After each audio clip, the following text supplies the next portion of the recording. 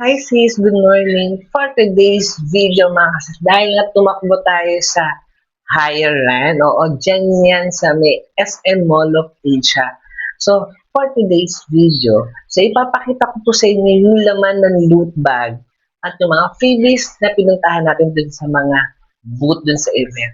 Siyempre, uunahin ko na muna yung ating finisher medal mga kasisas. Ito na yan.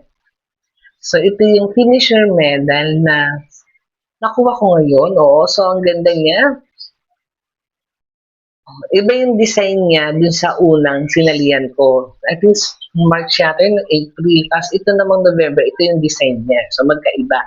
And then mga kasis, ito na, ipapakita ko na sa inyo yung laman ng ating loot bag. So ito yung unang laman ng loot bag natin. Meron tayong pamineral. Merong ganito, Sun Protect, gulaman, tapos dalawang stick ng immune. Yan, tapos barley, max. Tapos meron pa yun eh. Ito. Barley box, ayan. Tapos meron kasamang saging. Tapos mga 20% off. Yan. So yan po yung mga laman ng ating loot bag. And then mga kasis, ito na yung mga dun sa event, mga pinilahan natin sa mga booth. So ito yung nakuha natin, meron tayong yan. Mas marami pa yung nakuha ko dun sa mga booth kaysa dun sa laman ng loot bag. Oo, mga tapos ang sungit pa yung nagbibigay ng loot bag na to. Diba? Although, ibibigay nyo na lang naman din, hindi naman kayo tumakbo. Kami yung tumakbo, pero ang susungit nyo. Ito, Kojic Sand. So, yan. Tapos,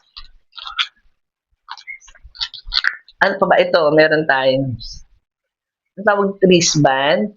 Tapos ito yung pinakamasaya sa lahat na dahil nakakuha tayo ng payong, diba? Dahil biglang ang umulan dun sa event, kaya ito, nakakuha ko ng payong. So, yun lang mga kasis. So, ito lang yung nakuha natin dun sa event and then, mas maraming nakuha ko dun sa mga booth kaysa sa laman ng loot bag. Tapos ito pa, dun sa event din, nakakuha tayo ng ayan, poster, tapos may laman na cracklings. Oh. So, yun lang mga kasi. Siyempre, i-flex ko lang yung ating magandang finisher medal sa ayan. So, yun lang mga kasi. Maraming salamat. So, don't forget to like and subscribe.